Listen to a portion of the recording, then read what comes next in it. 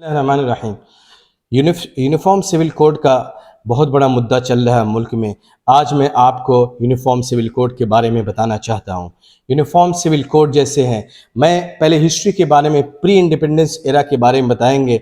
जब British India company Hindustan में आई थी तो उन्होंने अपना ब्रिटिश कानून लागू करने के नाफिज किया, लेकिन क्योंकि हिंदुस्तान एक बहुत बड़ा मुल्क था, इसके अंदर दीगर मज़ाहिब के लोग रहते थे, चाहे मुसलमान हो, चाहे हिंदू हो, चाहे क्रिश्चियन हो। तो इस बुनियाद पे वो देखते हुए वो लोगों ने, अंग्रेज़ों ने अपने मज़ाहिब के कानून को उसको फॉलो करने की इजाज़त दी थी। जैसे हिंदू में वो हिंदू जो होते हैं वो शास्त्र से चलते हैं, उसका इंटरप्रिटेशन जो ब्राह्मण करता था और किंग उसको नाफिज करता था। मुसलमानों के अंदर शरिया कानून थे जो काजी उसको इंटरप्रेट करता था और नवाब उसको लागू करते थे। तो वैसी के वैसी उस कानून को रखा गया जो मुस्लिम पर्सनल लॉ है या हिंदू पर्सनल लॉ है।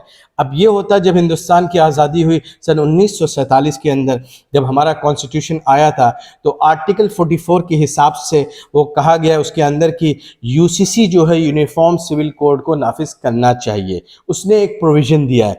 लेकिन आर्टिकल 25 आपको बताता है right to freedom of religion है, कि आप अपने रिलीजन को प्रैक्टिस कर सकते हैं, आप प्रोपोगेट कर सकते हैं। और राइट टू आर्टिकल 29 कहता है कि हमें राइट टू कल्चर मिला है, और राइट टू कल्चर के माने उसकी आपको तहफ़्फ़ुज़ात करता है। तो अब ये सवालिया निशान खड़ा होता है, क्या हम यूसीसी को लागू करना चाहिए या नहीं करना चाहिए? ये सरकार के ऊपर है, ये पार्लियामेंट के ऊपर है। जैसे कि आप जानते हैं शाह बानो का केस हुआ था अहमद खान के तलाक के ऊपर, उन्होंने आर्टिकल 125 सीआरपीसी के हिसाब से उन्होंने मेंटेनेंस मांगा था। सुप्रीम कोर्ट ने इस चीज़ को मेंटेनेंस उसको दिलाया गया था। उसके बाद जो है, उसके बाद सायरा बानो का केस था जिसके अंदर तलाक बिदा को एक क्रिमिनल एक्ट दे करके जिसको उस चीज़ को एक क्रिमिनल एक्ट बनाया गया। लेकिन जब पॉलीगैमी के मामला आया, जब 4 शादियों का मामला आता है, जब आपको निकाह हलाला की बात आती है, तो उन्होंने ये भी एक रिट पिटिशन दायर किया था सुप्रीम कोर्ट में। तो सुप्रीम कोर्ट ने कहा था कि ये जगह नहीं है जो आप इस चीज़ का फैसला ले सकती है, इसको आपके लिए पार्लियामेंट का रुख करना पड़ेगा। तो हर चीज़ पार्लियामेंट में जब पास होगा, और पार्लियामेंट में ऐसे ही पास होगा जब तक सलाह और मशवरा है। एक लॉ कमीशन जो बनाया गया था 2018 में, जो 21st लॉ कमीशन है, तो उसने बोला कि it is neither needed not decidable, इस वक्त उसकी ज़रूरत नहीं है, जो उसने अपना वो फैसला दिया था। अब 22nd कमीशन जो बनाया गया, जब 1 मार्च में एक पीआईएल दाखिल किया गया था सुप्रीम कोर्ट ने, तो सुप्रीम कोर्ट ने यही जवाब दिया था जो सायरा बानो को जवाब दिया था कि आपको पार्लियामेंट का रुख करना पड़ेगा। अब यूसीसी होता क्या है? यूसीसी के अंदर क्या हो रहा है? अब जैसे मुस्लिम पर्सनल लॉ बोर्ड है, अब मैं नंबर 1 चीज़ जो बताता हूँ, इस यूसीसी में जो असमान अधिकार जो होगा, जब कानून एक हो जाएगा, उसमें क्या होगा, लड़के और लड़कियों को जो प्रॉपर्टी के हिस्सा मिलेगा वो एक जैसा मिलेगा, मतलब कोई उसके अंदर डिफ्रेंशिएशन नहीं होगा। दूसरी चीज़ जो होती है, लड़के और लड़कियों का जब मामला पति और पत्नी का तलाक होता है तो उसे पत्नी भी तलाक दे सकती है। ये चीज़ पहले मुसलमानों को मुस्लिम पर्सनल लॉ बोर्ड के अंदर ये चीज़ थी, लेकिन एक तरीक़ा था उसका। पहले हम दारुल क़ज़ा का रुख करते थे, वहाँ काजी फ़ैसला लेता था।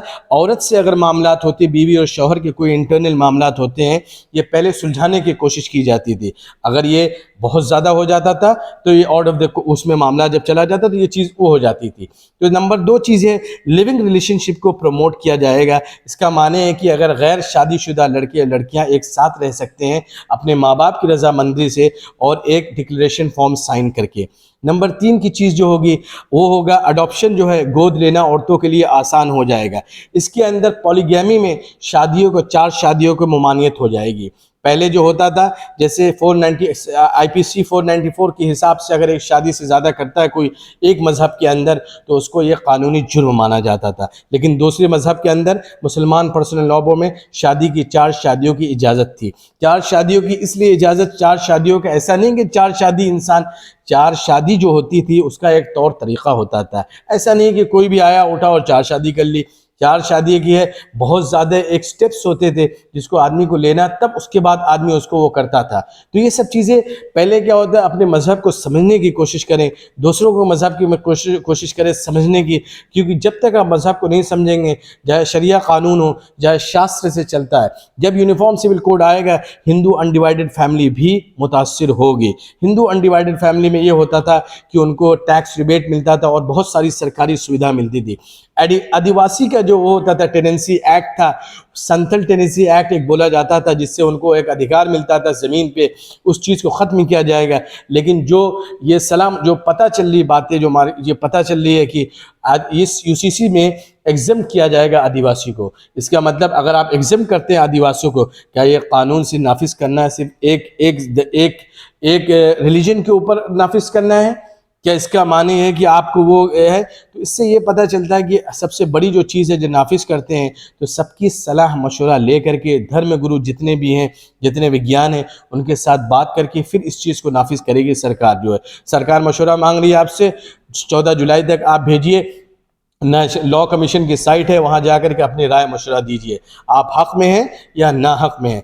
और दूसरी जो इसमें जो कानून आएगा, जैसे जैसे जैसे ये होता है कि क्या नाम है, इद्दत को ख़त्म की जाएगी। तो ये सब चीज़ें जो है, जो मुसलमान जो शरिया जो कहता है, ये शरिया के अगेंस्ट जाती है। जब यूनिफॉर्म वो आता है तो इसके ऊपर मुसलमान स्कॉलर से बैठ करके बात करें कि उसका क्या प्रोविज़न है, वो क्या सलाह मशवरा, उसके अंदर क्या अमेंडमेंट हो सकता है, जिससे ये एक दूसरे को, ताकि मुल्क में खुशहाली पैदा हो, ऐसा ना हो कि बदइत्तेफाक़ी हो। क्योंकि आज ये कह रहे हैं कि एक घर में, अगर हमारे एक घर है उसके अंदर 4 लड़के रहते हैं, चारों के अलग अलग एक वो होती है, मेंटालिटी होती है, किसी की एक राय और मशवरा नहीं होता। ये मुल्क हिंदुस्तान है, ये डाइवर्स नेशन है, अलग लोग हैं, अलग शक्ल के लोग हैं, अलग कलर के लोग हैं, अलग मजहब है। तो ये सब चीज़ें जो है अलग कल्चर के लोग हैं। आपको ये मालूम होना चाहिए कि जो नॉर्थ इंडिया में ख़ासतौर जो दूसरे सेक्टर जो अपने रिलेटिव्स में शादी नहीं करते हैं, लेकिन आप साउथ में जाएंगे वो शादी करते हैं। तो उनका अलग अलग मज़हब है, अलग अलग सोच है। तो इस चीज़ को जब तक सलाह मशवरा की, एक जिम्मेदार नागरिक होने की वजह से, एक रिस्पॉन्सिबल सिटीजनशिप होने की वजह से आपको राय मशवरा रखना चाहिए। मैं हिंदुस्तानी हूँ, मैं गर्व से अपने मुल्क, अपनी शान के लिए, अपने तहफ़्फ़ुज़ात के लिए, बक़ा के लिए मैं हमेशा दुआ करूँगा कि अगर यूसीसी लागू भी किया गया, तो अगर यूसीसी ना लागू भी किया गया, लेकिन अगर ये करने के पहले सब लोगों से सलाह मशवरा ले लें, दीगर जो है मुसलमानों के बड़े बड़े जो उलमा से उनसे ले लें, और हिंदू के जो है उनकी क्या राय मशवरा, हिंदू भाइयों की क्या राय मशवरा, सबकी राय मशवरा ले करके आप एक चीज़ जिसके अंदर अमेंडमेंट है, जैसे आपने आदिवासियों को बाहर रखा, वैसे आप देखिए कि आपका क्या हो सकता है।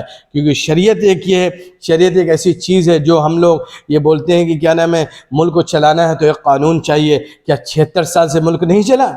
क्या 76 साल से मुल्क हिंदुस्तान जो है वर्ल्ड गुरु नहीं बना?